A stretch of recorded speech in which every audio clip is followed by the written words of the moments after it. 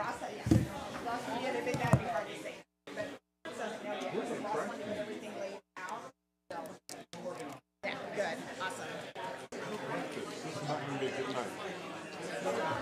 can is gone. My chairs is We haven't had a trash can back there for a long time. And I don't know what to tell you about your trash. I like things in order, a certain way. A lot of no votes. That's right. That's right. If I don't have my chair, I'm supposed to rumble and know and everything. Call the Broken Arrow City Council meeting to order. We have invocation by Pastor Chauncey Forte.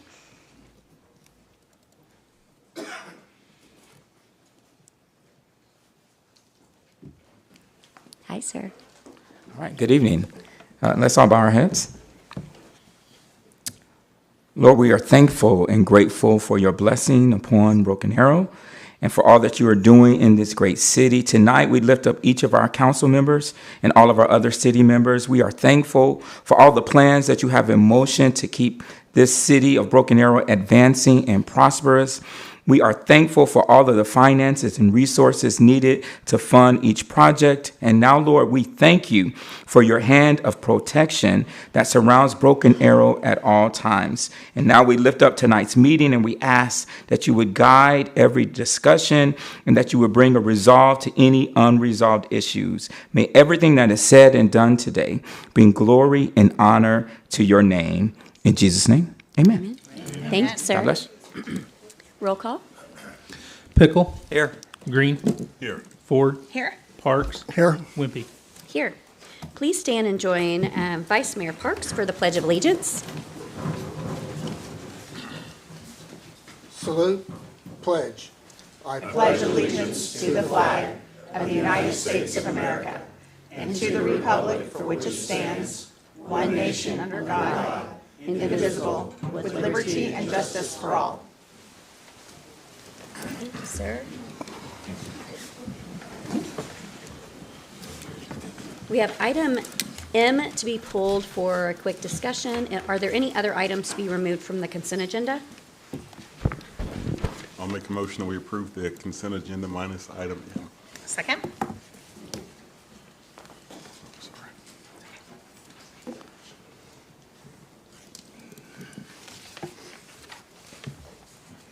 All right, item M is approval of a conditional final plat for Arrow Forge Innovation District. And Councilor Green had mentioned that it might be a good idea to just to pull it real quick and just give a quick update on that item. Absolutely. There was a post on social media recently that showed the actual innovation or Arrow Forge as we know it, but it also showed the potential for a road to connect Norfolk from the Innovation District, Arrow Forge, going what I would call back to the east.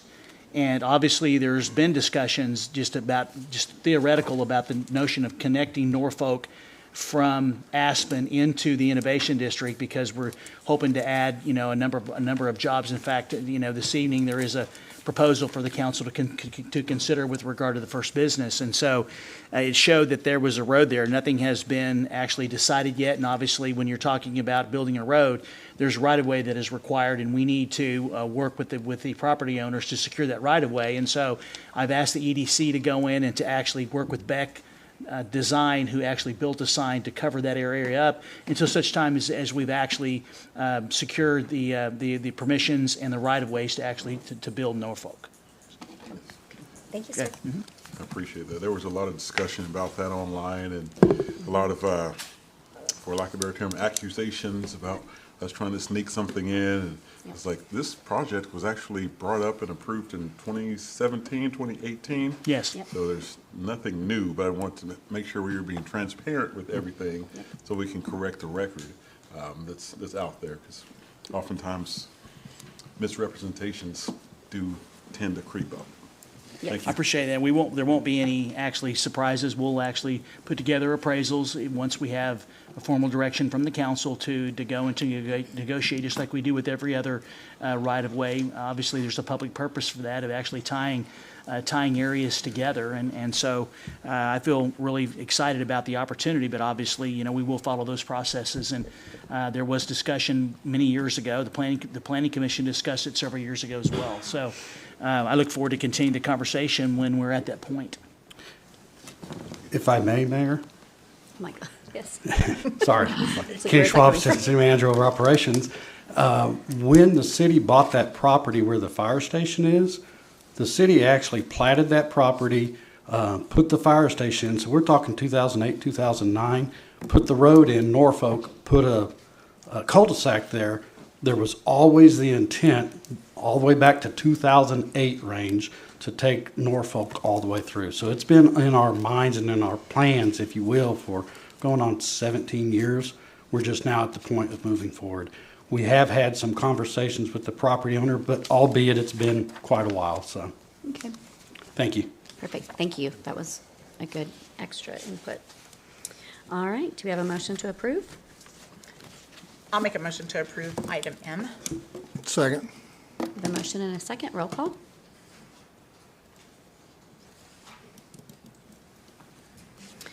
Item 7 is public hearings, appeals, presentations, recognitions, and awards. 7A is recognition of the Employee Event Steering Committee members for their efforts with the 2024 United Way program that resulted in the city receiving a Green Country Award for its fundraising efforts. Thank you, members of council. I'm very excited about this item. Just a little background is that for many, many years, the city has had an employee advisory committee, an employee event committee that actually help with advising the administration with matters that relate into personnel and employees, working conditions, and things of that nature. And we've really spent a lot of time since I've been here with the Employee Event Steering Committee to actually try to increase opportunities for the employees to get together, because it was clear when I got here there wasn't much engagement. And now, as you know, because you try to attend all of them, there are multiple events a year that we put on to actually come together as an organization, and they're very well attended. And each department has representation, and one of the things that they focus on is the United Way campaign. And they actually go out and to encourage folks to raise funds, and we have a day of caring that we actually go out and we assist. And as a result of those efforts of the steering committee, the 2024 United Way program, it resulted in the city receiving a Green Country Award for our fundraising efforts.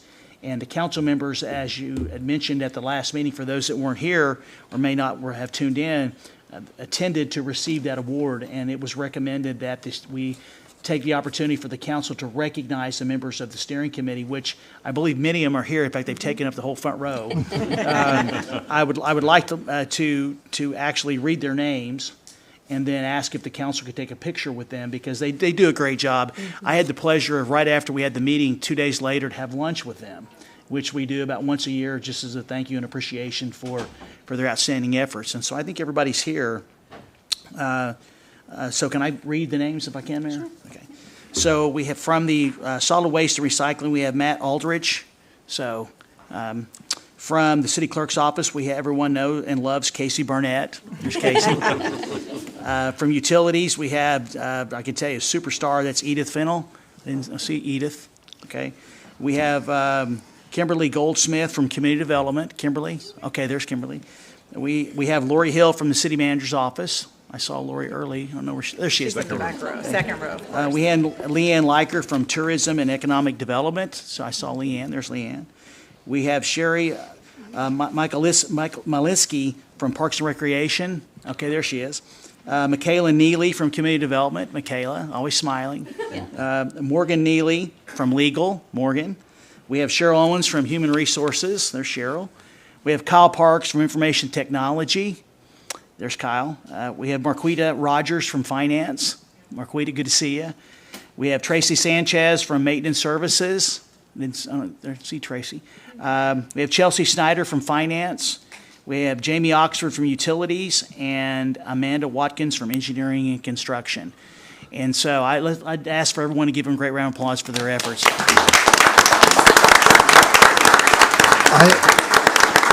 I have some comments to add to that. Also, we need to add Aaron McCall. He was part of that team also, I was told today. And Rob Holt and Richard Walters in the building maintenance department also helped.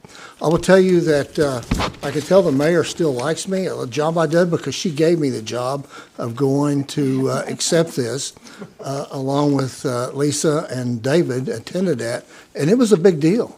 There was a lot of people there. We were really recognized. It was given the award as a business award, you know what I mean, for the whole Tulsa area. And I thought it was really great because we have so many of our nonprofits here in Broken Arrow that our group, that you really stood up and really, you know what I mean, pulled it off big. And so you really made us look good. And so I just wanted to know we really appreciated it. We wanted you here. Now, if your name was called, if you'll come up here in a circle, then we'll take your pictures today. Yay. If your name wasn't called, sorry. Sorry. Can't be in the picture. I don't know how we're all gonna fit in the picture. 2 rows, 3 rows? Aaron can move up the top.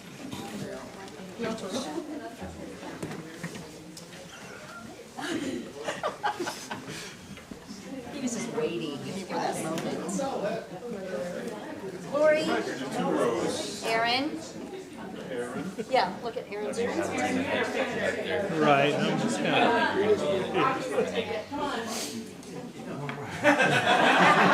Oh, my bad.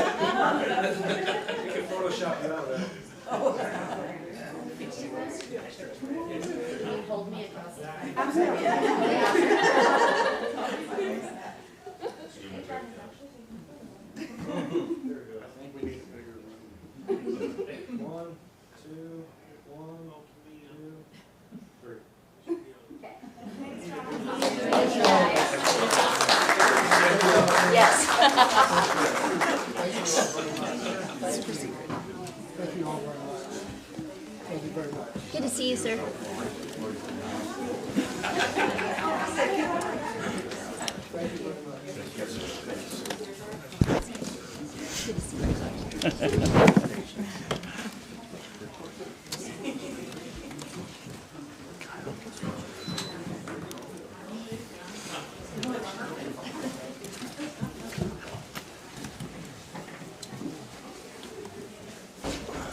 All right, 7B, presentation of an annual report by representatives of Cox Communications, a cable service provider with a non-exclusive franchise with the city of Broken Arrow. Connor, there you are.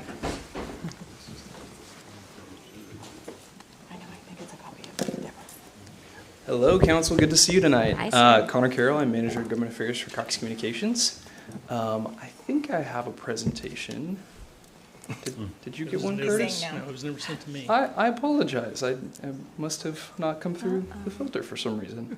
Well, I will ad-lib and just share Okay. some things that have happened in the last couple of years, and I'll send you the presentation afterwards. Okay. So appreciate the chance to address you all every year and just give an update on where things stand.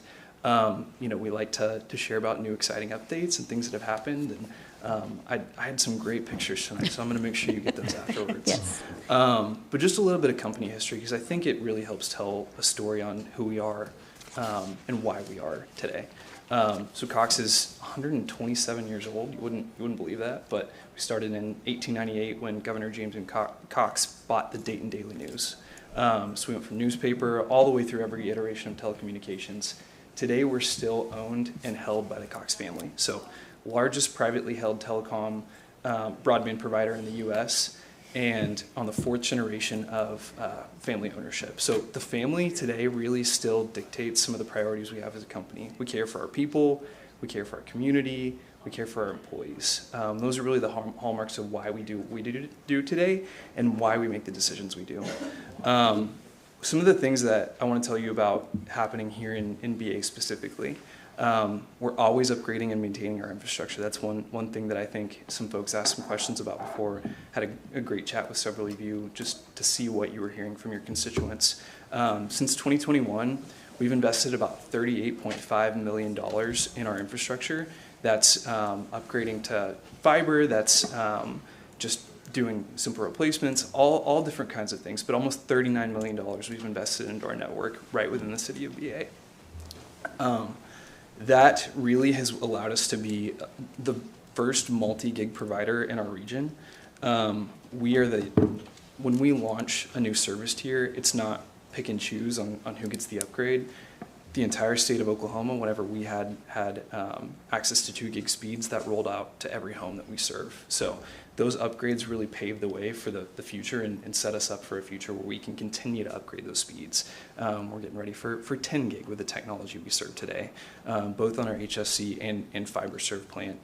So, one of the other things that I wanted to mention, Cox, because we enter the right of way as a cable franchisee, we pay the city about $850,000 annually through our franchise agreement.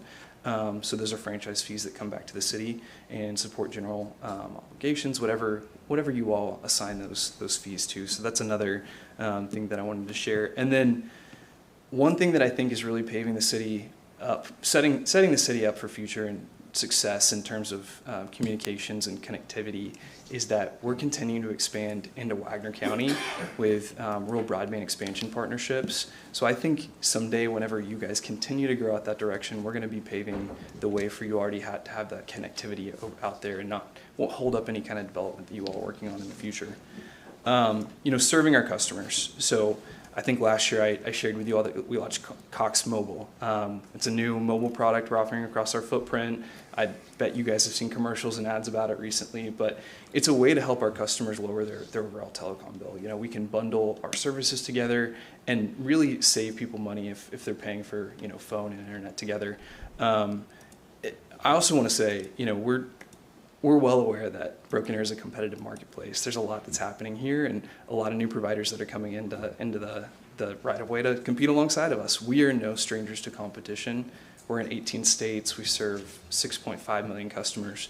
The one thing that we do want folks to know, right, is that we're here for the long run. We've been here for the long run. So if customers have questions about their service, they may have issues. If they have questions about their bill, we want them to reach out to us. We pride ourselves on being local, having 400 employees here in Northeast Oklahoma, actually over 100 that live right here within the city of BA. So we really want to respond to those concerns, really, even if it's a pricing discussion. If you want to talk about competitive responses and making sure you have the right promo to this day, please call in and talk to us about what that should look like and what your thoughts are. One other thing that I know I share with you every year, but I want to keep at the forefront of your minds, and I'll make sure you have the resources afterwards too, is that we continue to offer plans dedicated towards low-income households. So if a household was on free and reduced lunch, for instance, or a variety of other government assistance programs, we have a $9.95 plan that's for households that are on government assistance with a K-12 student in the home. So really that should address the affordability gap for most of the homes within Broken Arrow. We care about that. Again, that's something that the family launched 15 years ago before the federal government talked about it and introduced some subsidies. It's something we've continued to do after subsidies have gone away. So really a need we want to meet.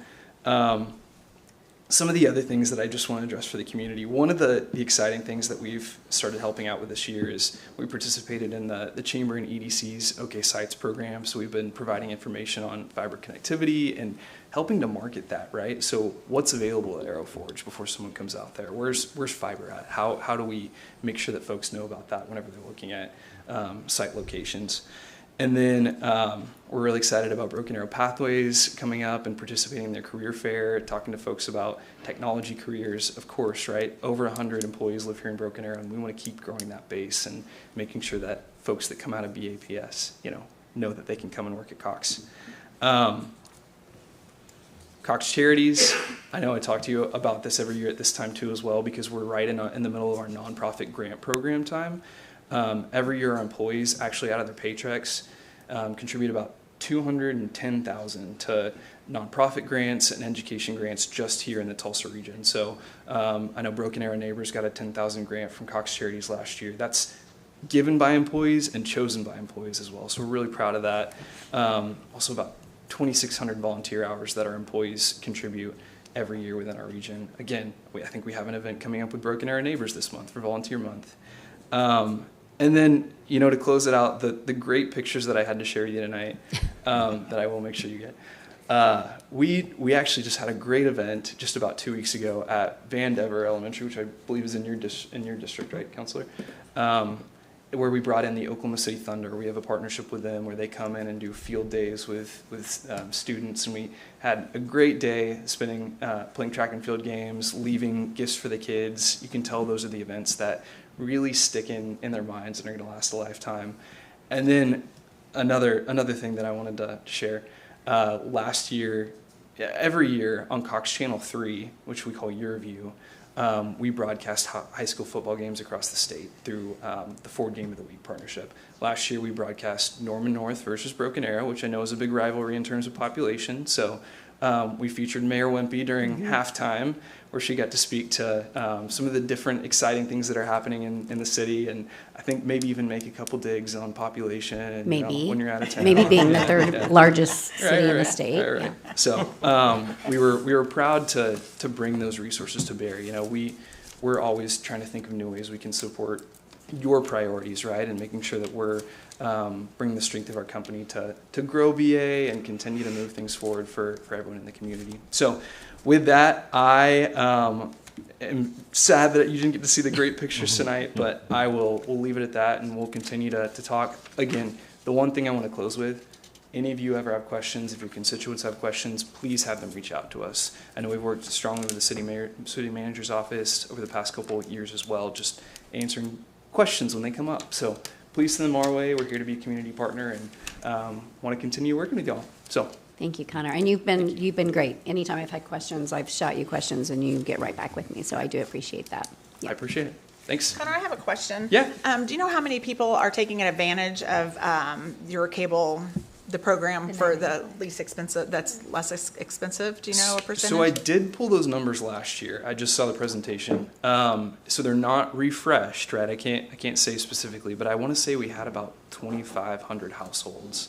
I can double check again and make sure that that's solidified. And that could have just been one or the other, because we have a $9.95 program for K through 12 students and a $30 program for households without a K through 12 student. But I can double check on that. Don't you have something for seniors too, that they can get a break? Usually seniors would fit in that Connect Assist program, because if you're on any number of government assistance programs but you just don't have that student in the household, it usually would be about $30 a month through Connect Assist. So that's usually where we direct seniors. But that's a big focus for us. We want to make sure that they understand how to access the internet as well too, right? And what that means. Digital skills, it's a big conversation for us.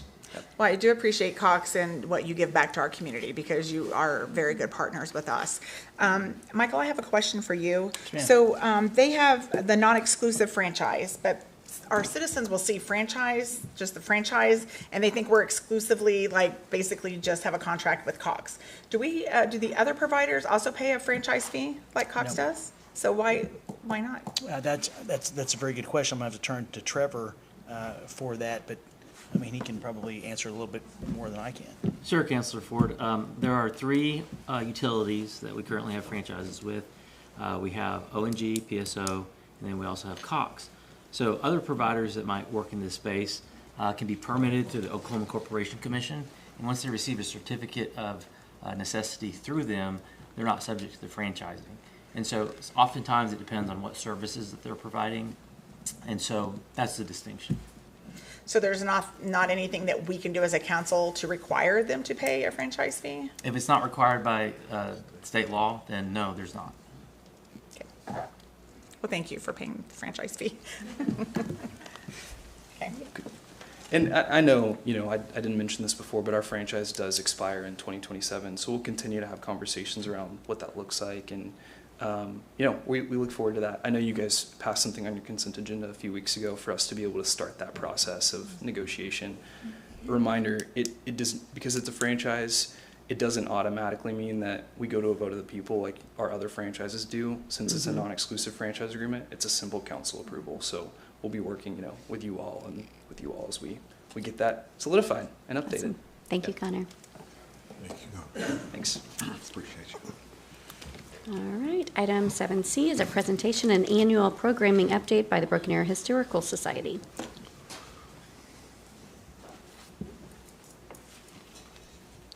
Good evening, Mayor, Vice Mayor, Council, Mr. Spurgeon.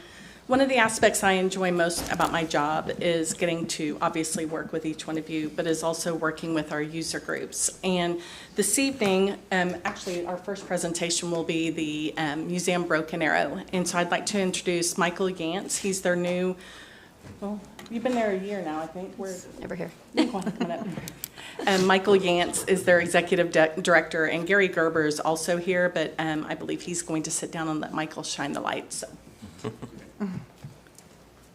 Good evening. Thanks for this time. I've been here 6 months now, actually, as executive director, and it's been great. I did want to report so far on our 2024 numbers for the museum, and I'm happy to say that the majority of our numbers at the museum have gone up since 2023 and 2022. We actually had over 5,600 people come to the museum. Of that, we had 4,800 who paid admission and went to the second floor where our permanent museum is actually stored. All of our fundraising efforts have been up, whether it's Night for the Museum, which I know many of you attended each year, which I greatly appreciate, Pioneer Dinner. We have our third floor that we rent out. All of our numbers have been up so far, and going into this year, it looks like they're going to be going up once again.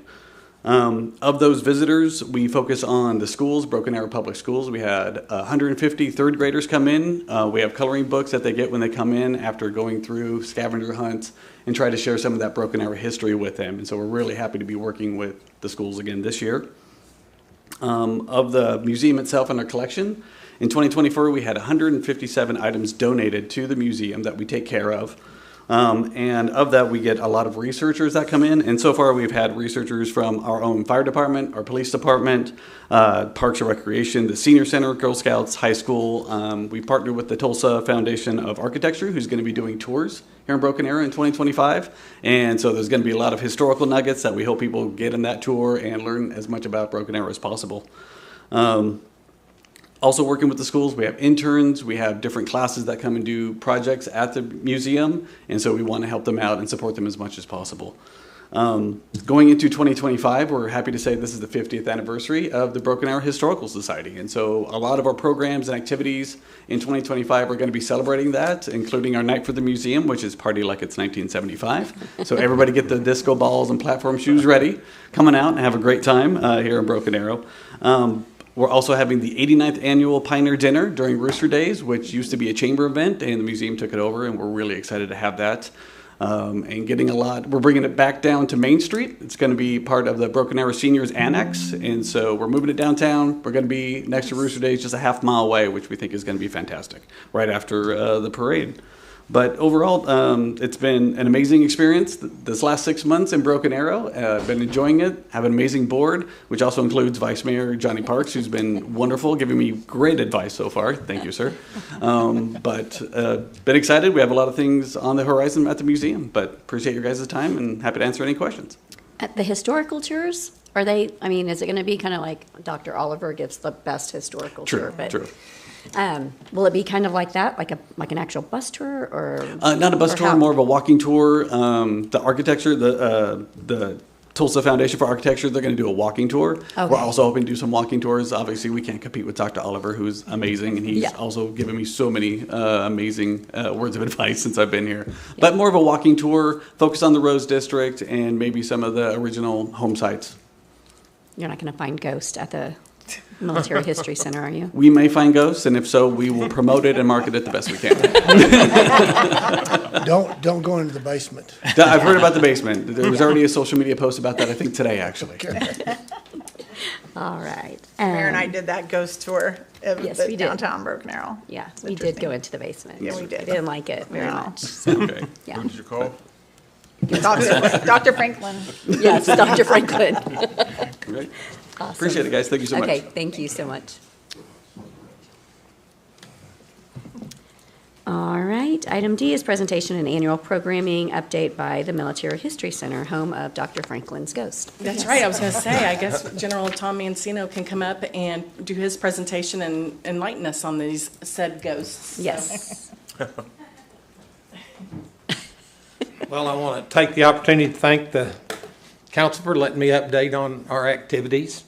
And I felt, I saw Connor up here using his telephone, so I was like envious of how astute he was, so I have paper. I did, though, want to make a joke when his pictures didn't work. It's like when my Cox cable goes out. I didn't know who to call. Is he still in the room? No, he's already gone. Too bad. We will video this part and send it to I you. want to thank Mayor Wimpy for being on our board. It's a great advantage to have the city councilor on our board. She gives us a lot of good advice. She generally makes all the meetings when she's not busy doing other things, which is pretty often. But and having Lori Hill there is another great big help for us. Next slide. Okay, as you know, one of the things I count as a benefit for having the Military History Center there is our veteran service officers.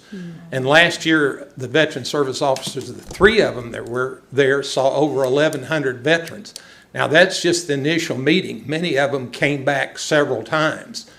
Kind of our problem this year is we're just down to 1 veteran service officer because Royce, who worked 6 days a week, finally worked himself into mental health decline kind of, and he's not there. And then we lost Lou because Lou McGowan worked under Royce's certification. So we're only down to 1 veteran service officer, but we've got a plan to kind of increase that in the future. Any day you can come in there and see those veterans. And as you can see, we served over 1,100 veterans, helping them get their benefits last year. Next slide. So I just randomly took a month out for attendance, and I looked at the month of March just to give you an idea of kind of how we did. And in the month of March, we saw 84 paid visitors, 39 free, for a total of 123 visitors, and basically about 20 DAV visitors. Now, if you look in the 3rd week of March, you can see we had 42 paid, 16 free, and many of the free visitors aren't registered because if you come in under 18, you get in free. Or if you're in military uniform, you get in free. But I think what's noteworthy is when you start looking at where these visitors came from. You look in the in-state visitors: Claremore, Lawton, Choctaw, Jones, Sapulpa, Tahlequah, Terrellton, Muskogee, Oklahoma City, Bixby, Wagner. But it's the out-of-country and the out-of-state visitors. You can see people we had visiting anywhere from Illinois down to Ohio. And then our out-of-country visitors during the month of March was from Italy, China, India, Russia, Vietnam, Philippines, Denmark, and one that you don't see on there is the Taiwanese Director of Commerce visited the museum and left us one of the coins. Now, what the Taiwanese Visitor of Commerce was doing in Broken Arrow, I'm sure the council may know, but he visited the Military History Center. So I think it just shows us that all those visitors just don't come to see the Military History Center. They end up walking down the Rose District. They end up shopping on the Rose District, eating in the Rose District. So as anchoring the north end of the Rose District, I think we provide a pretty good incentive for the businesses that exist on Main Street. And I think we'll continue to kind of draw. Now, Deborah knows that I picked out the month that was spring break on purpose. She didn't mention it, good for her, because we had a lot of people come in from spring break. But we do get a variety of different visitors from different states. We don't have the number of visitors that the museum, but we don't give a lot of school tours either. We'd like to do more, but it's hard to get the 3rd graders interested in a display on Nazis or Japanese war or weapons or things, and probably ought to leave that down to the other museum. Okay, fundraising on our next slide. So, we're in the business of raising funds. That's how we exist. And we have 5 or 6 standard events that we've developed over the past few years that generally raise a little bit of money for us. We have our trivia night that we have in July. And Johnny Parks has attended that, and it's a pretty good event. We have 7 or 8 tables. Completely rigged. Pardon? It's completely rigged. Completely rigged. I'll have you know that my table won the St. Bernard's trivia contest 2 Saturday nights ago, so I do put a good table together if you haven't been there. We have our Salute to Veterans concert, which we have at the Kirkland Theater, and they're good enough to let us use it rent-free based on the fact that we're awarding 2 scholarships, Kenny Collins scholarships to the junior ROTC students at Broken Arrow High School, plus not only myself, but other people from the museum go out and make presentations at different schools. So the school system is nice enough to let us use the Kirkland Theater. And that's a great event with the Tulsa Community Band. We'll have Flag Day on Saturday today on June the 14th. And Keith Brown used to do Flag Day, but Ken Cook, the editor of our newsletter, is going to do that. And that's a great event right there. We will have a gun raffle, although we can't do the drawing at the Salute to Veterans because the community band won't play if we do the gun drawing. So we'll do the gun drawing some other time. We have a banner. The thing that's really been a benefit for us financially has been the banner project. And if you go down the street on Memorial Day, you'll see that we're on the side streets and we're about to run out of the side streets. And I've talked to Deborah about that, maybe having to put banners up at New Orleans Square or some other places where the poles exist. The veterans banners, we still have a lot of vacancies because veterans are hesitant to buy a banner for themselves. Their family can push them, but for the Memorial Day banners, we recognize grandfathers and relatives that have passed. So that's been a really good thing. And then our golf tournament will be on 6th June out at Battle Creek. And that's something we've been doing for 4 or 5 years, and it's a pretty good little fundraiser for us. All right, next slide. Okay, events. Now listen, we do have some Ghostbuster tours. Actually, the Ghostbusters that go down into our morgue, which is our basement, they bring their little ectoplasmic detectors, and they stay all night, and they swear that they see all kinds of ghosts down there, and they detect them, and we're like the 4th most haunted place in the state. So the good news is they always live a sizable donation, and if they want to spend all night in the basement and search for ghosts, as long as they leave some money, I'm for it. School presentations, again, I go to the high school every year, and our other docents go to different schools on Memorial Day and Veterans Day and make presentations. We are having a luncheon for city employees, and you all are welcome. They do a great job, especially the people that take up and put down banners and the other city employees that work around the museum. We do a lot of retirement homes for special events, tours. They'll bring their buses out, and it's kind of interesting as you maneuver through the wheelchairs to give these tours, but they're great to come, and we're going to do that. The Hall of Honor is something we started last year, and we're proud to say that we put Vice Mayor Johnny Parks into the Hall of Honor, and it's kind of a subset of the Military Hall of Fame, and it's designed to recognize veterans that have contributed to, they don't have to be veterans, that have contributed to Veterans Affairs. And if you go into the Military History Center, you'll see their pictures, their sketches, and then you can access a little QR code, however that works, and you can see their actual certificates. And we had a nice banquet at the Elks Club, and we're going to do that again this year. And I'm hoping to take some more city council members, and because this city council has done great things for the military people in Broken Arrow, and we really appreciate it. So the Hall of Honor is a really nice thing. Parades, I think every day we're in a parade.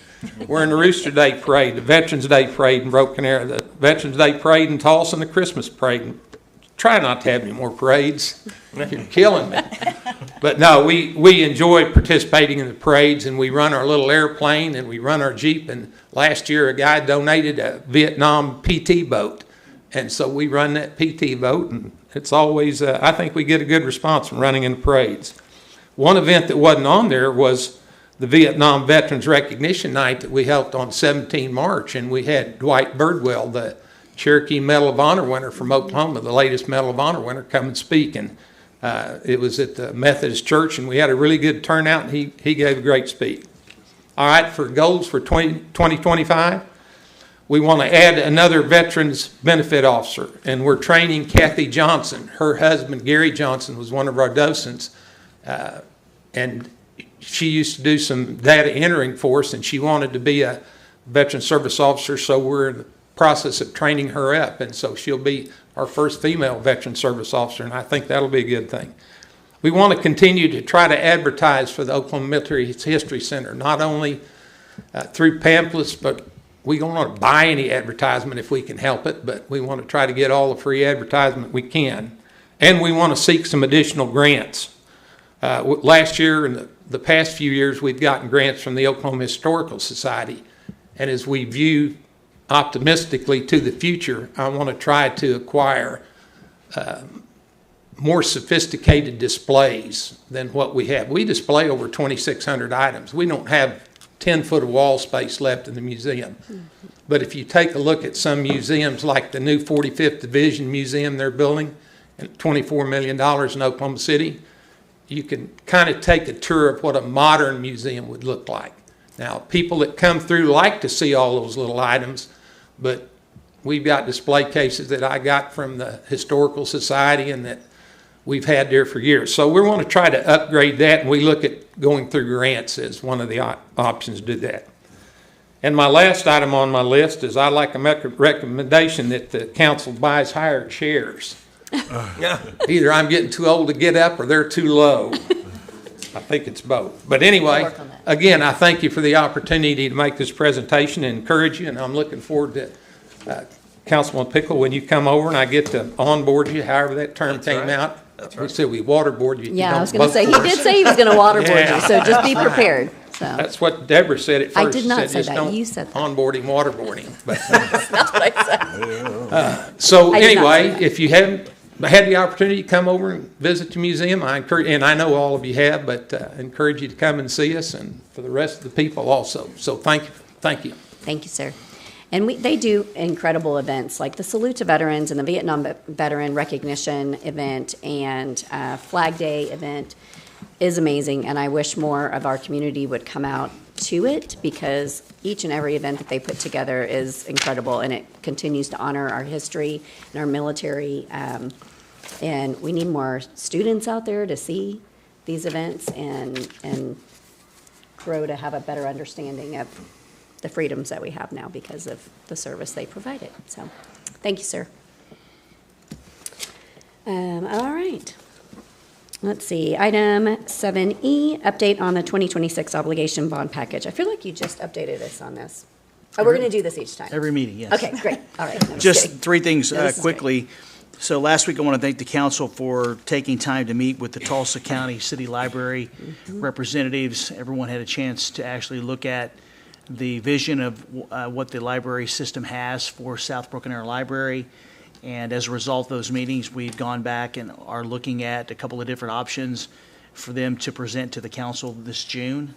And so we're very excited about the fact that we'll be able to present something to the council then. Secondly, I wanted to mention that we have tentative dates for the review of the bond program meetings, which we're going to be in the middle part of June.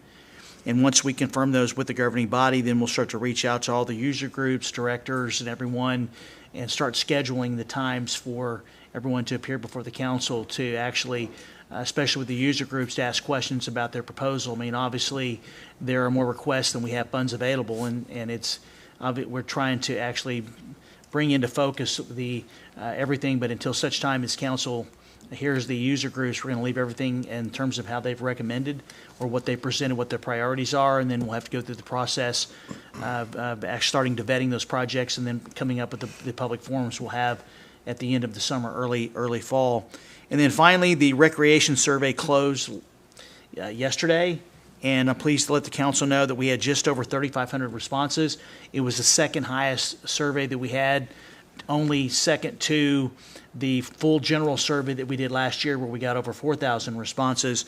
And so right now, we are tabulating those results, and we'll get those to council, and then we'll start moving those projects that the responders actually said were priority into where we can show those to council as a part of the review we'll be doing in June.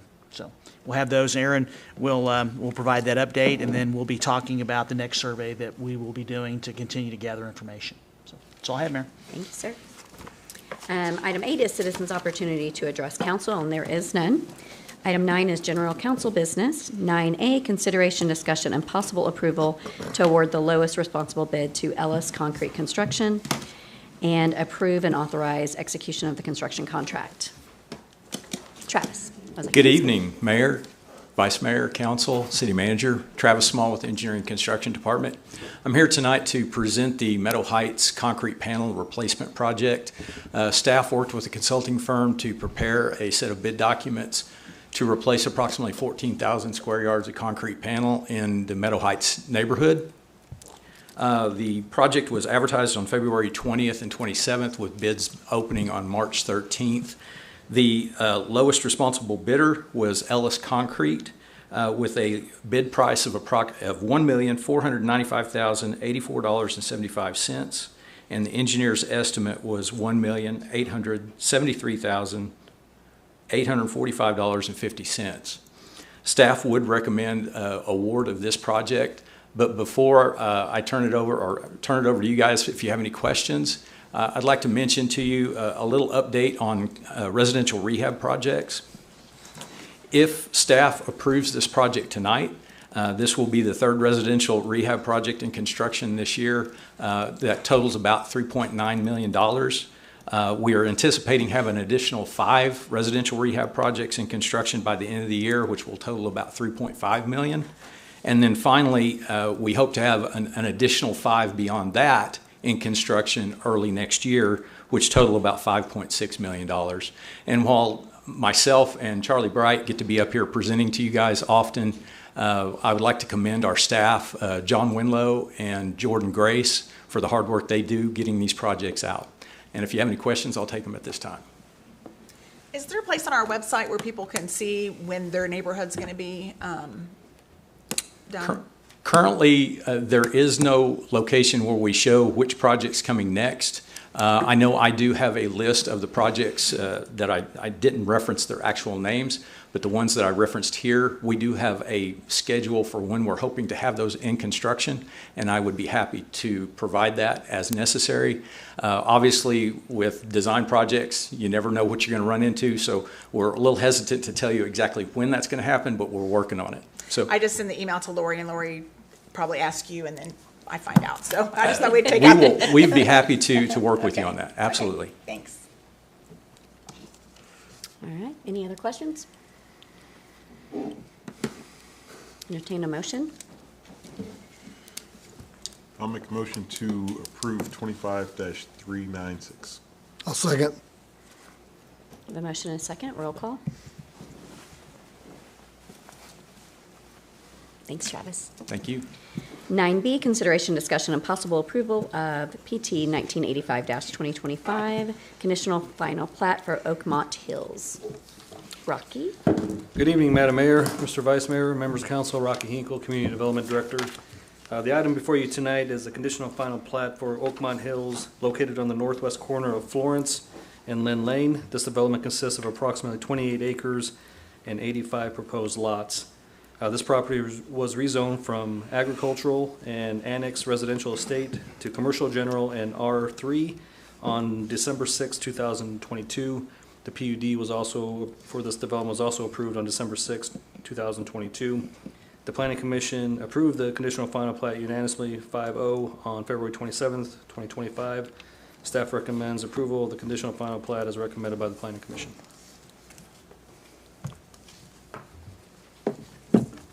Any discussion or questions? Did any citizens come to speak They did at the not. Planning Commission? They did not.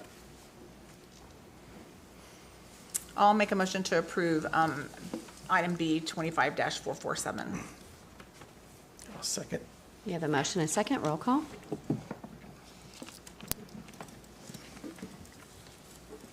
All right, 10 is preview ordinances. 10A, consideration, discussion, and possible preview of an ordinance closing a water line easement from Independent School District Number 3 of Tulsa County. Rocky. Thank you again, Mayor. Independent School District Number 3 of Tulsa County has submitted an application requesting the closure of a 10-foot wide water line easement on property located approximately 1/4 mile south of Albany Street and 1/4 mile west of County Line Road. The property is currently developed as Broken Arrow High School. Staff recommends you preview the ordinance and set it for adoption. Any discussion?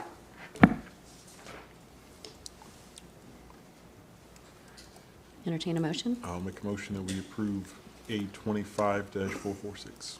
Second? We have a motion and a second, roll call.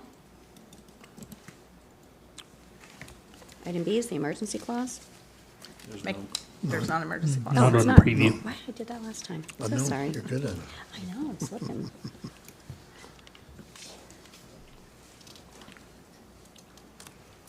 All right. Item 11C, consideration, discussion, and possible adoption of ordinance number 3853. 11A. 11A. Where am I at? Yeah, the other one was 11. I just want to get through this council meeting. I'm just going to skip Just approve it all. everything. This is one here. 3852. Thank you. That's ordinance. Yes, Property thank you. owner Tulsa L Development LLC has submitted an application requesting the closure of approximately 10-foot wide waterline easement on property located approximately 1/4 mile south of Tucson Street and 1/2 mile west of Elm. This ordinance was previewed by the City Council on March 18th, 2025. Staff recommends you adopt ordinance number 3852, and now you can approve the emergency clause. That's what I was looking at. Okay. Any discussion? I make a motion that we approve ordinance number 3852. Second. We have a motion and a second. Roll call.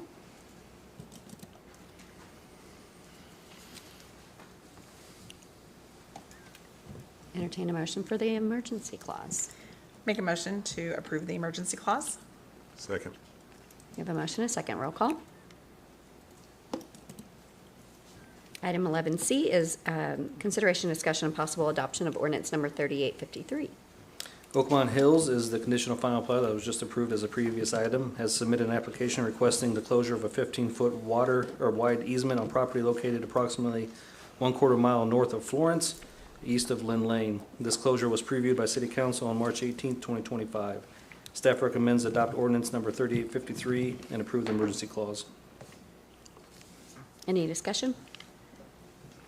I'll make a motion to approve item C, 25-367. I'll second. We have a motion and a second. Roll call.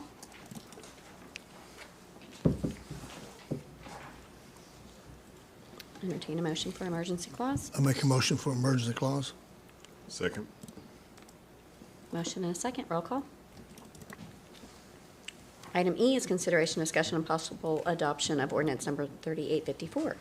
This is an additional 15-foot wide easement associated with the previous item, the same property. This ordinance was previewed by the City Council on March 18th, 2025. Staff recommends you adopt ordinance number 3854 and approve the emergency clause. I'll make a motion to adopt the ordinance number 3854. Second. I have a motion and a second. Roll call.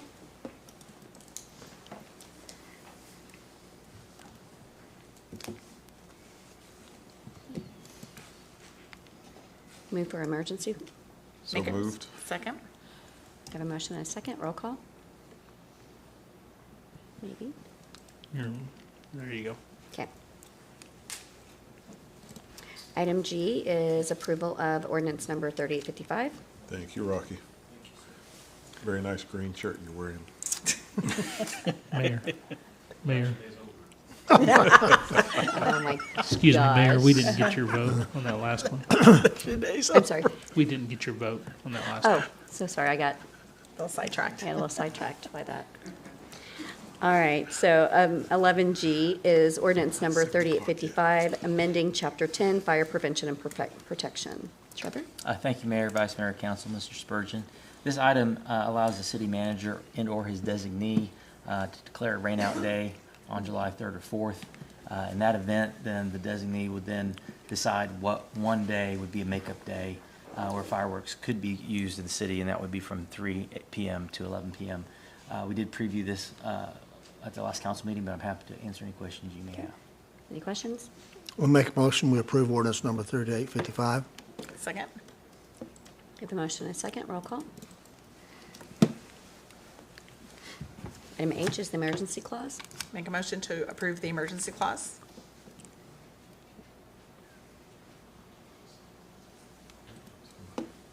I'll second. Oh, you got it. We have a motion and a second. Roll call.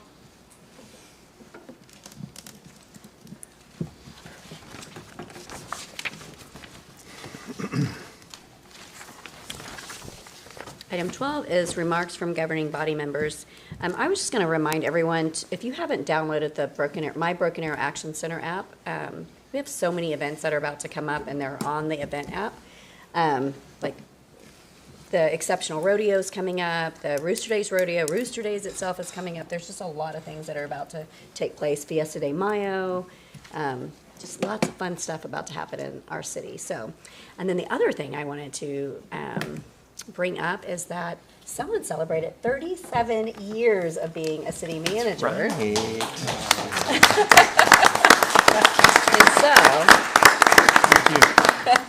And so, Thank you. I think we have, do we have a picture? to When I had hair? display? No, you just don't have it. Yeah, now you haven't been with us for 37 years. 10. Yes, Yeah. but I can't imagine where we would be if you had been with us all along. So we just appreciate your leadership. Thank you. And it's been amazing serving alongside of you. So we do have a proclamation from Representative Ross Ford as well. Oh. So, Representative Ford was hoping to be here, but he is in budget meetings in Oklahoma City, so I'm standing in for him. And I thought this was a secret. That's why I didn't say anything on Friday. And then I saw Kathleen's post and I saw Deborah's post. I'm like, now I feel like a hill because I didn't post anything. So they told me it was a secret, so that's why I didn't post Nothing's a anything. secret with her. Apparently. right.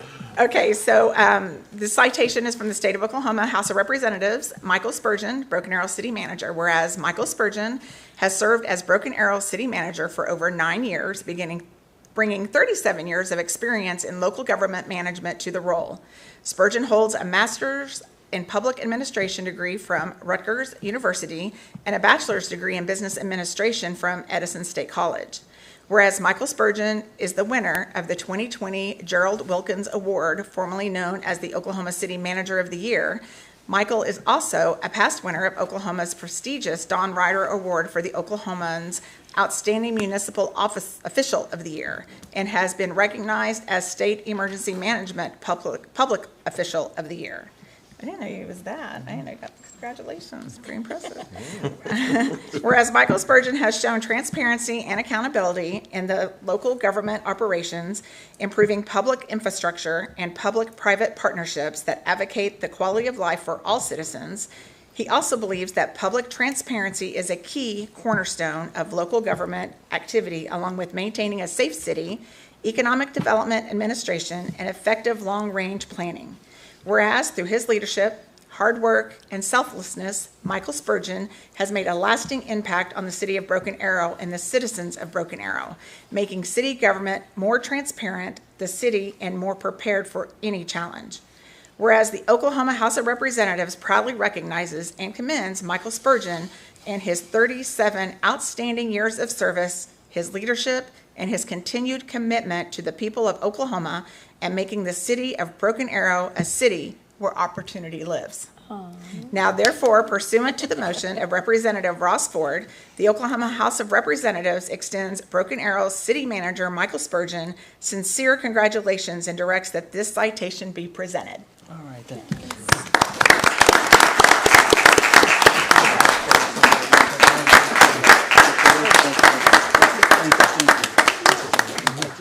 Thanks. Wow, I wasn't expecting that, but when I saw Kathleen, I knew something was up. I just have a quick question. Did you start when you were like 10? Yeah, 24 to be exact.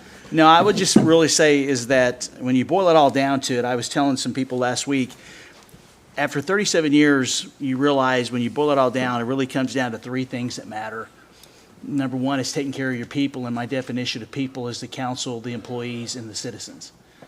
Communicating and over-communicating. If you think people need to know it, you need to tell them because they want to know. In the end, it's about getting things done. If you think about it, they want to know what's going on, and they want all their services taken care of. And fortunately, the entire time I've been here, I've had great directors and leaders that understand the concept of getting to yes to help citizens. And so this has by far been the best 10 years without question. And we still have a lot to do. So working for the council members, it's been awesome, each and every one of you. And I mean, you hold me accountable, and that's what you're supposed to do, because we have very high standards for our citizens. And so it's been a great profession. I still have a lot of gas in the tank, as you know, and we've got a lot of things to do. So I appreciate the opportunity because I couldn't do what I'm able to do if I didn't have your support. So I'm very grateful. So thank you. Thank you. Thank you. Congratulations. Thanks to Ross. I wish he would have been here. We're working on a project right now, and I was talking to a lobbyist today that the mayor and Councilor Ford will interview, and he said he's one of the good guys in Oklahoma City, which I said, absolutely, I know that. So he was very complimentary of Ross. Oh, thank you. I'm pretty proud of it. And I will reach out to him and say thank you. Okay. So, thank you. All right, any other remarks? Yeah, I do have something. Today was the Buckle Down Awards, and Chief Arnold actually presented a whole list of people that won awards, but we also had 3 Broken Arrow officers that also won awards, and so I just wanted to mention their names. Officer Joel Woods, Officer Austin Siebold, and Officer Dakota Berry. They were awarded for their exceptional work in traffic safety and impaired driving enforcement. Their hard work and dedication plays a crucial role in keeping Broken Arrow safe. So I just wanted to personally thank those officers for going above and beyond. We have a lot of great officers, and I believe you're going to see a longer list next year and from being recognized in the Buckle Down Awards. So Officer Peel also serves on that Buckle Down Awards committee, and it's good when you see Broken Arrow there. Also, Justin was there too with his Tulsa County stuff on, and so it's good to be represented for sure in a statewide program like that. That is my other costume. Yes, But, your other costume. Yes, but I will just throw in, it takes a great leader to make a great city. So we do appreciate you and your leadership and all your hard work. And you can definitely tell your leadership flows down through all of our city staff, which in turn makes our city great. And we appreciate it. It's an honor and a privilege to serve alongside of you. So thank you. Thank you, sir. Thank you.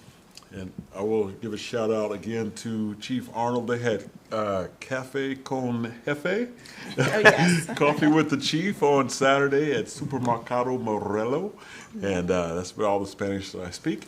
And it was a great opportunity. A lot of citizens were out and got to visit with the chief and some of the other officers and staff from Broken Arrow Police Department. There were several of our counselors made it out, and it was a good time. It was really good coffee. See? Yes. See. One more. And our state representative, Christy Gillespie, was there, and then State Representative Ross Ford was there as well. So She's a senator. I said senator. Did I not say senator? State representative, it's fine. Oh, Ross You was the demoted state her. representative. I thought I said our senator was there, Christy Gillespie, and our state representative. It's all good. We'll have to play it back. That's what I meant to say if I didn't say that right. But what was really neat is I had constituents coming up to me like, what's going on? Like, I'm here every Saturday, and there's not usually this much, like, excitement and liveliness going on. And so anyway, it was good for people just to kind of come, people intentionally came, but then people just kind of ran across it as well. Yeah, So it was really neat. I did not win one round of Loteria. I tried. No. I tried. No, I did not either, so. I think it was rigged. Do you want to mention Trash Bash? I don't have it in front of me, but Trash Bash is coming up. April 12th. Thank you. April 12th. All the information's on our website, what you can bring and what you can't bring, because I have been seeing a lot of people. I have reposted the flyer, and then I have seen some people say, can we bring paint? Can we bring appliances? And you can't bring appliances, and I don't think you can bring paint either. So check out our website. Jerry, do you want to come down and talk? So, I was going to say, just Jerry. For clarification, we do call it the Trash Bash and Recycling Rally. Yeah. I think we should emphasize recycling rally. And I'm sure Mr. Jerry will touch on that, because a lot of times folks will show up with trash, like it's called Trash Bash, but. Good evening, But you can't council. bring your Jerry trash. Schubert, Director of Solid Waste, Mayor, Vice Mayor, City Manager, Trevor. Anyway, recycling is really the focus. So Trash Bash component of it is litter controls that we ask people to sign up for. And they volunteer for an area to clean up. We'll come up and pick up the litter after they've collected it. And so we work with the HOAs and different community groups to do the litter control. The recycling rally really is hard to recycle items. That's what we're looking for.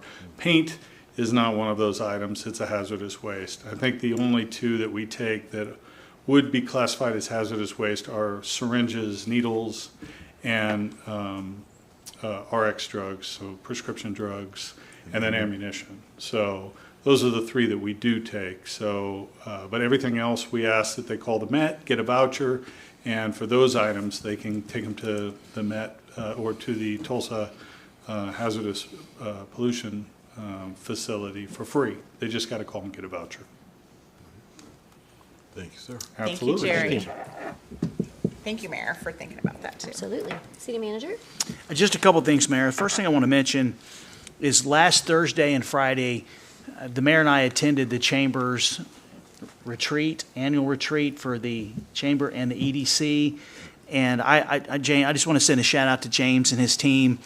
James, he did a lot of talking, a lot of words, as the mayor would say, but I can tell you it was focused, it was on point, and he really challenged and engaged the chamber board members to think about what's important to our chamber and where we want to go. And I want to thank him for that. And then on Friday, I was there some part of the day.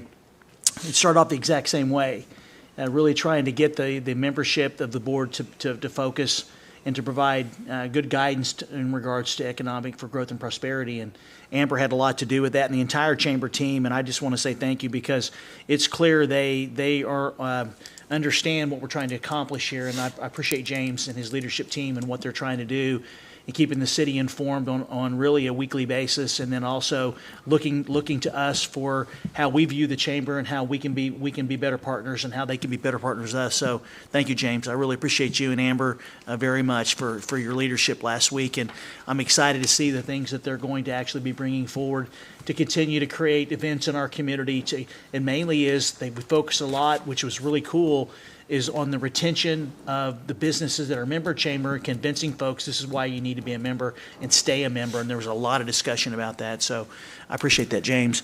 And then the other thing I wanted to mention, because I think this is pretty cool, Sharon Atchison, everyone knows Sharon. She sent me a text today, and she said, "My heart burst with pride when I saw the awesome article about the gardens in the Broken Arrow Motion, March 2025. Then she asked who's responsible. If you have not gone by and seen the garden, phase one of the gardens, I would highly encourage you to do that, because we're getting close to where we'll be having a ribbon cutting ceremony. And, there are so many volunteers that the list is probably almost endless that's had something to do with KBAB. But I can tell you, it's looking amazing out there. And Sharon had a lot to do with that, along Beverly Forster. And so I just wanted to pass that along. She's so grateful for the support that the city gave in terms of funding. And then engineering construction, she, for some reason, really loves Charlie Bright. Charlie seems to have all the answers whenever she calls, or whoever she talks to, but she speaks very highly of Charlie. And so I just wanted to say thank you on her behalf for your support, and we're looking to work around hopefully a ribbon cutting sometime in May or June. So that's all I have, Mayor. Perfect. All right. We do have an executive session. Entertain a motion to, what? I was going to make a motion. Okay. I'll make a motion to go into a brief recess and move into Bama. Second? Yep. We have a motion and a second. Roll call. Pickle, Yes. Green, Yes. Ford, Yes. Parks, Yes. Wimpy. Yes. Call the Broken Arrow Municipal Authority meeting to order. Roll call. Pickle, Here. Green, Here. Ford, Here? Parks, Here. Wimpy. Here. Are there any items to be removed from the consent agenda? Motion to approve the consent agenda? Second. We have a motion and a second. Roll call. There are no public hearings, appeals, presentation, recognitions, or awards. Item 6 is general authority business. 6A is consideration, discussion, and possible approval of award of the lowest responsible bid to Belt Construction and authorize execution of a construction contract for the county line trunk sewer phase. Emily. Good evening, Madam Chair, Vice Chair, Trustees, General Manager. I am Emily Rowland. I'm our Environmental Division Manager, and I am here tonight to request for awarding our Phase 2A of our county line trunk sewer. Some of you all may remember back in 2019, we constructed the first phase of this. It went from the Lynn Lane plant up to just north of Fire Station 3. So this will be the next phase from that point to just north of 101st or New Orleans Street. This is one of our major trunk lines in the city that isn't old and in dire need of repair. So this will replace that old pipe with new pipe and upsize it to prepare and accommodate us for future growth.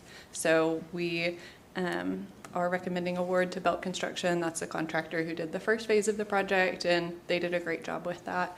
So we are excited to get this project going. So no concerns that they're extremely lower than all the other bids? No, they were pretty on point with what With our yours, engineer's but, estimate yeah. was, and they did a great job the first time, and so we feel confident that they'll do a good job on this one. Okay. Any other questions or concerns? Entertain a motion to approve? I'll make a motion that we approve the contract. I'll second. Thank you. We have a motion and a second. Oh, Emily, if I could, just one. Yeah, after you vote. Just a question. roll call. I wanted to hear the answer to the question before. No, it was related to the system, but I wanted to ask if Emily and the director could provide later this year an update on the filtration system that we installed, how that's working, because obviously that was done for a reason to help improve the basically smell and odor. And so at some point I would like for them to make a public presentation, because we do have folks that actually reach out and express concerns, and we made it a major investment. I'd like for them to update on it. That's all. Yeah, we can definitely get you an update on that. Thank you, ma'am. I'll vote now. Thank you. Item 6B, consideration, discussion, and possible approval of and authorization to execute a professional consulting agreement with HDR Engineering for water and wastewater systems, PFAS compliance study. Good PFAS, evening. yay. Absolutely. Chair, Vice Chair, Trustees, General Manager. I am Timothy Robbins, your Utilities Director here for the City of Broken Arrow. I am pleased and excited. I could not tell you how well the timing really worked on bringing this out. The last 3 meetings we've talked, this will be the 3rd meeting in a row we've talked about PFAS. So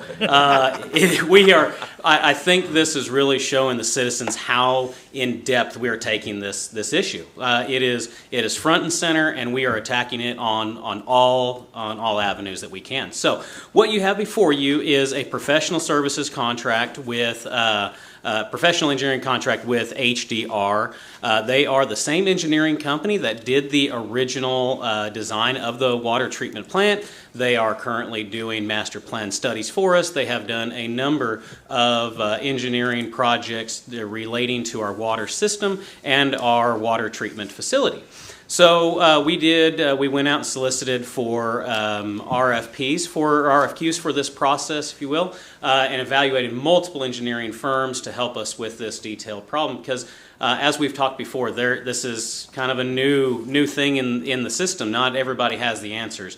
So what we try to do is really evaluate who had the best action plan to help us get through the investigation, help us evaluate our current systems, help us evaluate what the water has in it currently, what we forecast to have in the water in the future. With drinking water coming down the river, you have no idea what's coming down. It can change day to day.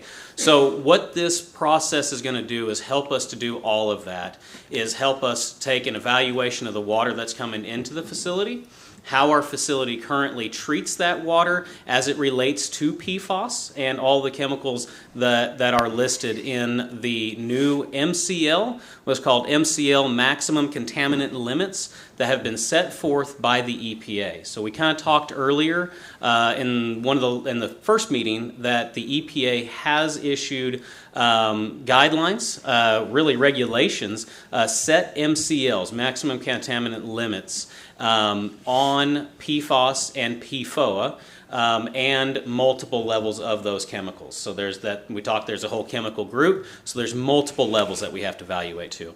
Through that process, we are required to start a full round of quarterly testing on an annual basis and supply this in our consumer compliance reports by 2027, and then have full transparency on that by the second quarter of 27, and then have full PFAS treatment processes in place by the end of 2029.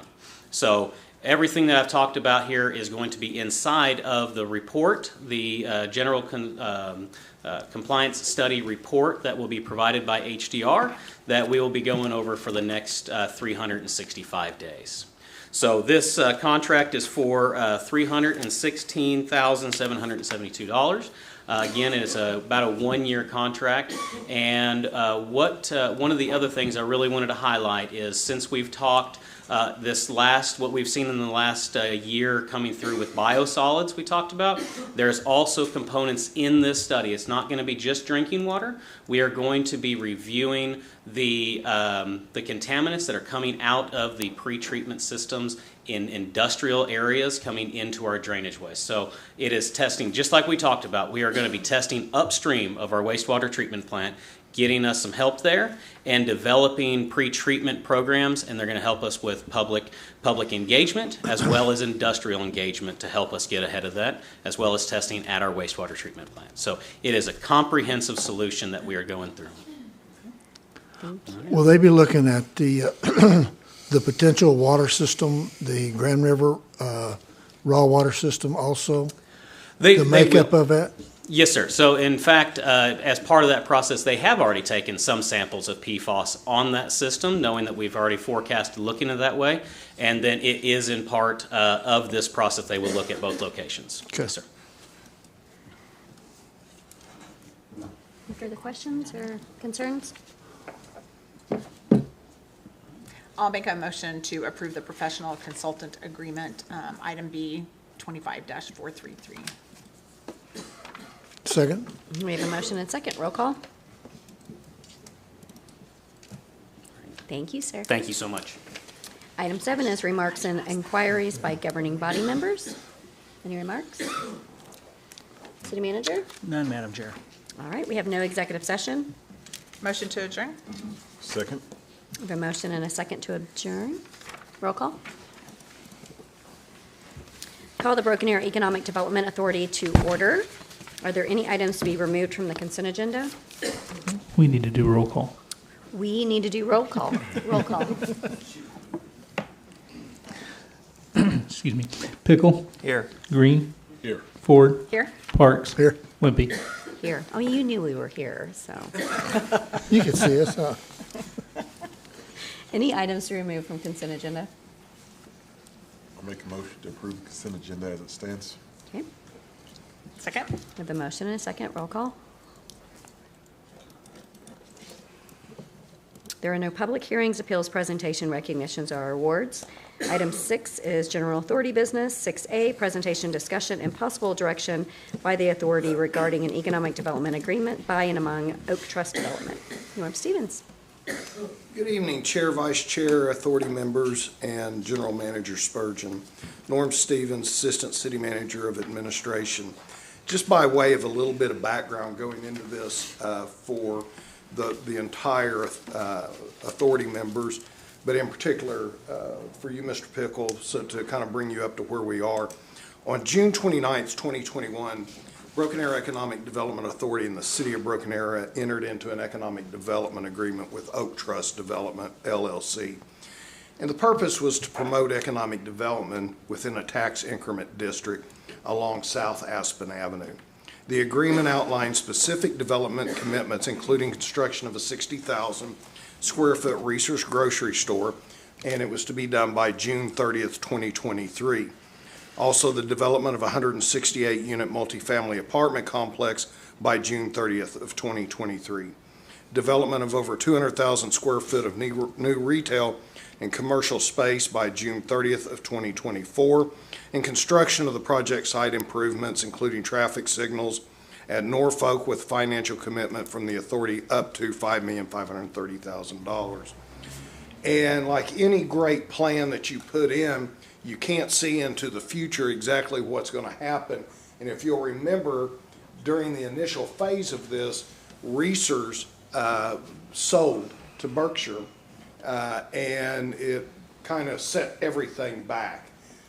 Fortunately, Berkshire has been a fantastic partner and agreed to continue to move forward. At that time, the developer, Mr. Steve Easley, who's here with us tonight, he was prepared to go forward with the apartment complex. Everything was right, his information, the funding, he had everything in place. And I told and I take this 100% on me, I told Mr. Easley, I said, at no circumstances do you come out of the ground with an apartment complex prior to that resource being built. And the reason I did that is I attended the neighborhood meeting and I saw what was promised, and it was my belief that if we allowed the apartment complex to go forward and then something happened that Berkshire didn't honor resource commitment, that it would not be a positive for any of us. Subsequent to the amendment to the there were 3 other amendments to the agreement were approved to address infrastructure changes and delays encountered by the developer. The 4th amendment to the agreement was approved on May 7th, 2024, and it adjusted the timelines, allowing the Resource Grocery Store completion extended to November 1st, 2024. And as everyone here knows, the Resource grand opening was August 8th of 2024. That timeline was met. It also extended the start of the multifamily apartment complex to no later than March 31st, 2025, with completion ended to September 30th, 2026. And then 200,000 square feet of commercial and retail construction start date extended to, or with a completion extended to December 31st, 2025, which we are still in that time. So the main thing that we're here to talk to about tonight is obviously the apartment complexes have not started the construction. So I'm coming back to you to allow Mr. Easley to come up, tell what's going on in the Aspen Ridge addition, and also provide a timeline for the apartment complex to get started and for completion of the apartment complex. After he does that, if the authority is in agreement and directs Mr. Spurgeon to direct me to do a 5th amendment, we will put that together and come back in 2 weeks and give that to you. Construction of the multifamily apartment complex has not yet begun. The engineering of the complex has turned in plans. However, deficiencies in the plans were noted by community development staff and returned to the engineer. One area of concern pointed out by the representative of the engineer's firm was the requirement for 164 trees to be planted around the apartment complex. The gentleman who presented the plans pointed out if you put that many trees on that site, they were simply going to die. There wasn't enough room to put them. Mr. Hinkle and his staff were very aware of what was said in the public meetings and the concern to provide a curtain or a blockage on the east side of the apartment complex, and said, okay, we can understand your point. We want to make sure there's plenty of trees on that east side, but yeah, we support that you don't need that many trees. The gentleman who is the engineer for that project offered to Mr. Hinkle that, hey, he goes, hey, it's not that I don't want to provide them. He said, I'll provide them. You can put them wherever you want to put them. You want to put them in a park, you want to put them down Norfolk, then you're okay to do that. And Mr. Hinkle has talked with me, and I have spoke with Mr. Spurgeon, and we are working out to move forward with that. As soon as that engineer gets the completed plans back to Mr. Hinkle and staff, once they are approved, the apartment complex will be allowed to move forward. I'll be happy to answer any questions. I would also, once again, say that Mr. Easley is here, and he is happy to provide an update and answer any questions you may have as well. I have a question of you, Norm. Yes, sir. I know from the beginning, I think, that Resource, or Brookshire now, but still they call themselves Resource. Yes, sir. Knew that the apartments were coming. Have they said anything about the delays that's taken place, or they in agreement with it? I cannot answer that question, sir, but Mr. Easley can if that's okay. If that's okay. I just want to make sure that we're being a good partner with Resource. As that commitment was for those apartments. So I understand how the dates have been changed. I just want to make sure everybody is absolutely has the knowledge of that. And I know Mr. Easley has a great working relationship with Berkshire and continues to represent them. So with your permission. I'm sure they were concerned about customers coming in, but I don't think they have that concern. Oh, no, they don't have that concern. Mayor, Vice Mayor, council members, Mr. Manager. Thank you for letting me come up and give an update. To answer your question, they have no concern about the apartment. Honestly, at this point, we're trying to get the cell towers dealt with. And I don't know if you guys have been out there, but we finally got everything moving on that and started pouring the curb on Monday. They poured it upside down, so we're ripping it out, so we're gonna do it again. But anyway, Aspen Ridge is going gangbusters. Brookshire is giddy about the way the numbers are coming in. I don't know if you guys know, but I recently bought 150 acres in Bigsby and will be replicating an Aspen Ridge project there, and almost everyone on the Aspen Ridge site has jumped on board to be over there. So the city of Broken Arrow, you guys, the city manager, the competent staff, the other staff, you guys have just set an example of what a public-private partnership is. And we're replicating that right now in Bigsby, in Tulsa, in Denison, Texas, in other cities around the state. We're almost sold out at the original Aspen Ridge site. I have one lot left on Norfolk. That's it. We have the inline. As soon as we can get the cell towers dealt with, we'll be building 17,000 square feet of inline retail. I'm right now in negotiations to reserve the rest of that lot 4 for a sit-down restaurant that we're talking to. The 2 lots that we just put under contract are for a sit-down restaurant. So it's as we've put everything on that piece of property that we can fit, considering every circumstance that came about. Brookshire's, like I say, over the top happy. I bought the core church property. Within the next 2 weeks, I'll be down to less than 2 acres of that still available. And we are working on that, negotiation with that right now.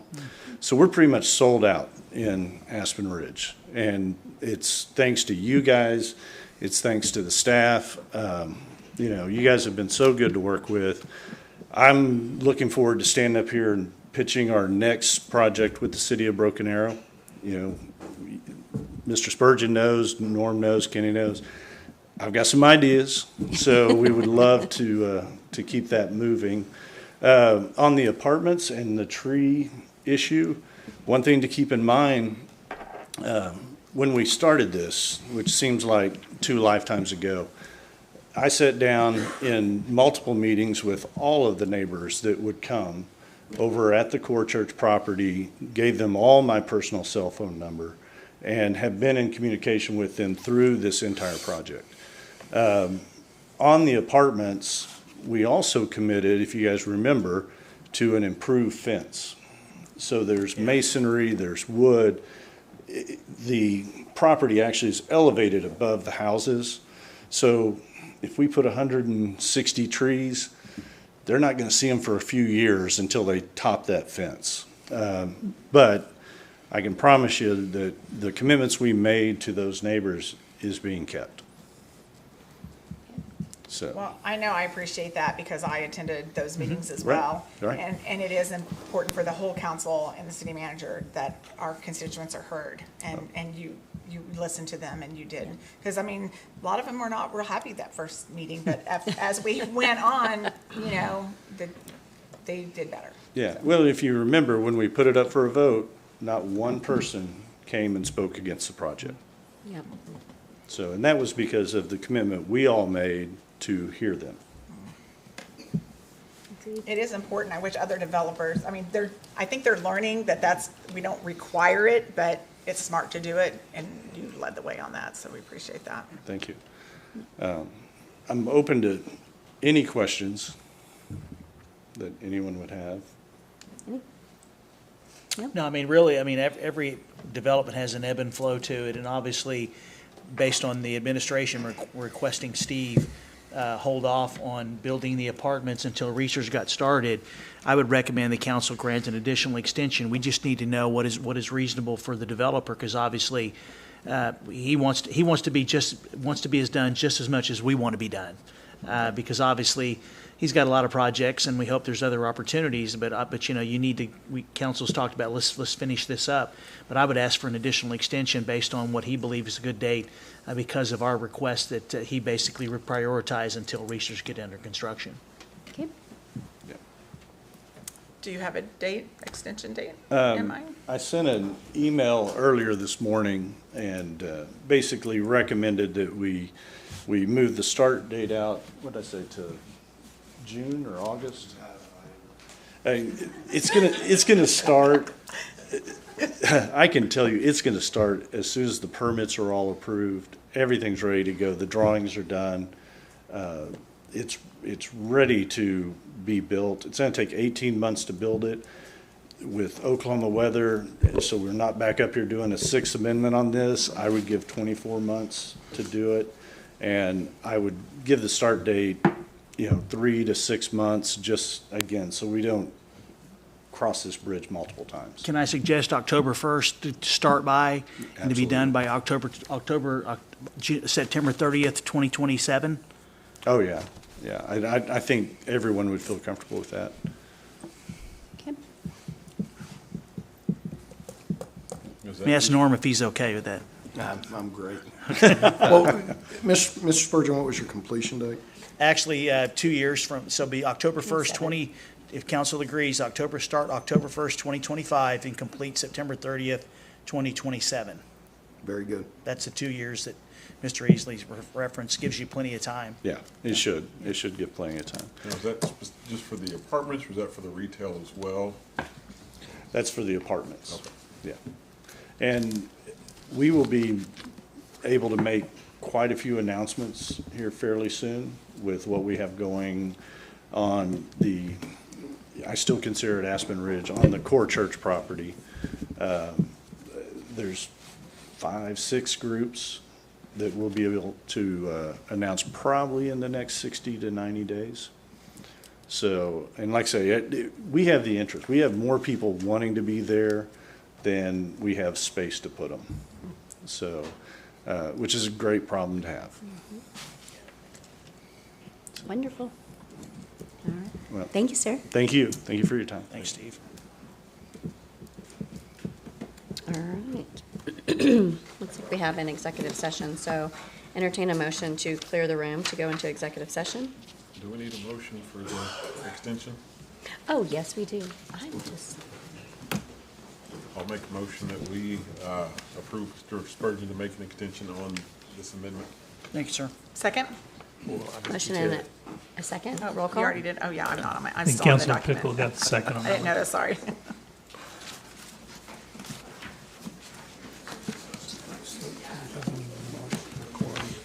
Okay, now we need your motion to clear the room. Who made the motion to clear the room? Did you? No, we just did. Oh, we haven't made it. I'll make the motion to clear the room to go into executive session. I'll second that motion. Roll call. Pickle? Here. Green? Yes. Ford? Yes. Parks? Yes. Wimpy? Yes. You didn't have any.